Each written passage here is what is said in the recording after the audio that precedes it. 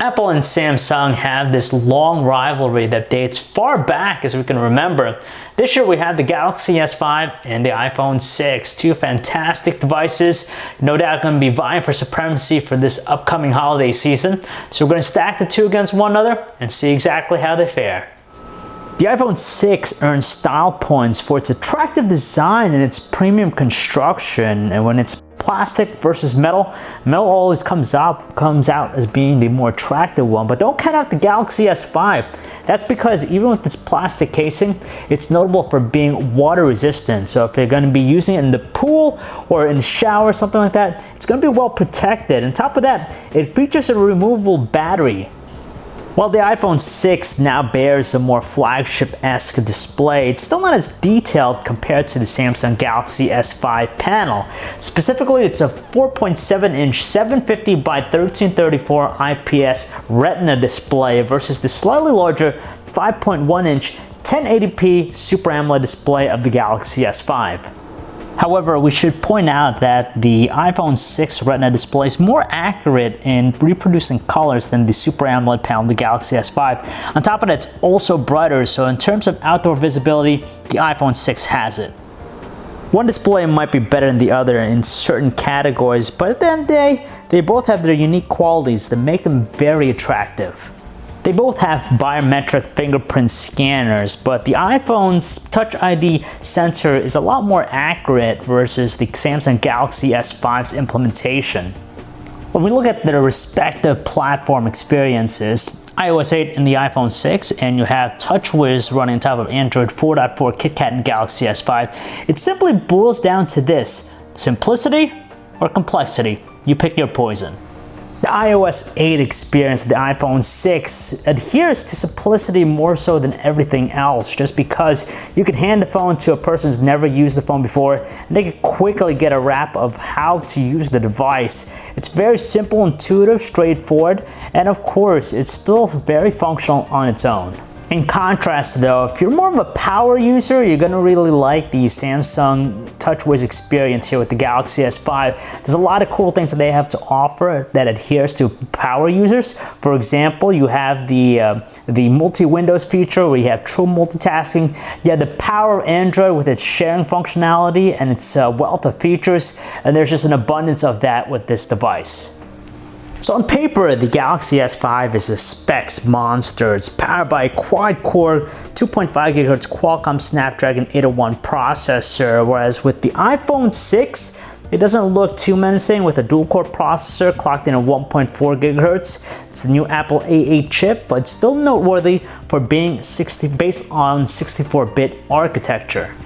There's no denying that they're both super responsive when it comes to basic tasks. So when you're just navigating across the home screen or opening up apps, you're not going to notice any difference between them. And on top of that, they're fantastic when it comes to 3D gaming. They excel in that. But when it comes to real-world performance, we tend to see a little bit of lag every now and then with the Samsung Galaxy S5, whereas with the iPhone 6, it's pretty consistently smooth. All four major domestic carriers are currently selling the two handsets, so they have 4G LTE connectivity for fast page loads, data speeds of course.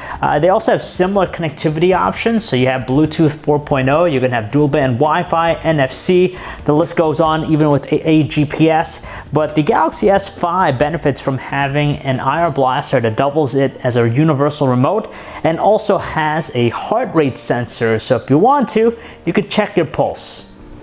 So let's shift gears and talk about the respective cameras. The iPhone 6 bears an 8-megapixel iSight camera, which has a dual LED True Tone flash, 1080p video recording, and you also have an f2.2 aperture lens, whereas with the Samsung Galaxy S5, it doubles the iPhone. It's a 16-megapixel autofocus camera, an f2.2 aperture lens, and has up to 4K video recording.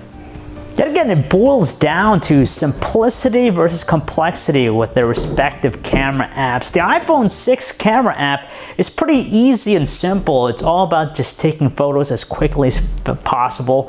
Whereas with the Galaxy S5, there's a host of shooting modes, manual controls. So for the hardcore shutterbugs, they might like the appeal of the Galaxy S5 more.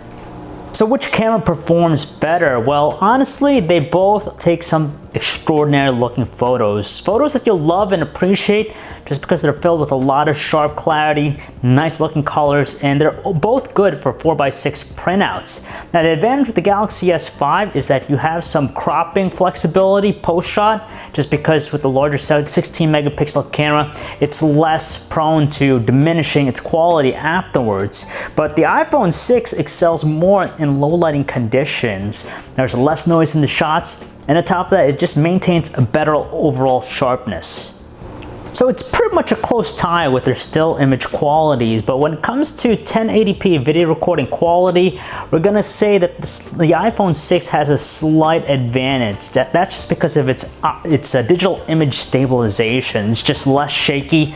Both videos come out very crisp looking, a good amount of detail, properly exposed. You get a little bit better audio recording with the iPhone 6. It's not as noisy compared to the Samsung Galaxy S5, but at the end of the day, they're both fantastic. Some key things to note though, the Galaxy S5 has the ability to shoot up to 4K videos, while the iPhone 6 does a better job with its slow motion capture. Audio quality with the two speakers on both handsets are really good, and actually we find them both on an equal plane just because they produce some very crisp and powerful audio. Both are great when it comes to watching videos, but we get a little bit more ideal experience with the Galaxy S5 thanks to its larger and more oversaturated Super AMOLED display, so it catches our attention a lot more. And on top of that, it has that great functionality of being able to pop out, so we could do some other things while also watching a video at the same time. When it comes to making phone calls, we prefer using the iPhone 6 more just because the earpiece is very strong and powerful, and the microphone is also a good performer, so we're able to hear our callers too. As for the Galaxy S5, it's average at best. The loudness of the earpiece, for example, is just enough just to hear our callers, but in noisier environments, it tends to drown down. It's an easy win for the Samsung Galaxy S5 when it comes to battery life. It's just a lot more long-lasting than the iPhone 6. In our battery benchmark test, the iPhone 6 pulled out only 5 hours and 22 minutes with it, whereas with the Galaxy S5, it's a lot longer at 7 hours and 38 minutes. There's never really a concrete answer in finding out exactly which device to go with, whether it's the iPhone 6 or the Samsung Galaxy S5. They're both quality devices. It's going to mainly hinge on what you need. If you prefer a device that has a more premium construction and also a relatively easy learning curve with the experience, the iPhone 6 is going to be your device. In contrast, if you want something that's more features rich, that has a waterproof construction, bigger screen, and just more software features, then it's a no-brainer that you want to stick with the Samsung Galaxy S5. At the very least, they match one another in a variety of different departments. They both take exceptional looking photos and videos. They're very responsive and great for gaming. So if you guys want to learn more about either device, you can check out our website, PhoneArena.com. It's John V. Thanks for watching.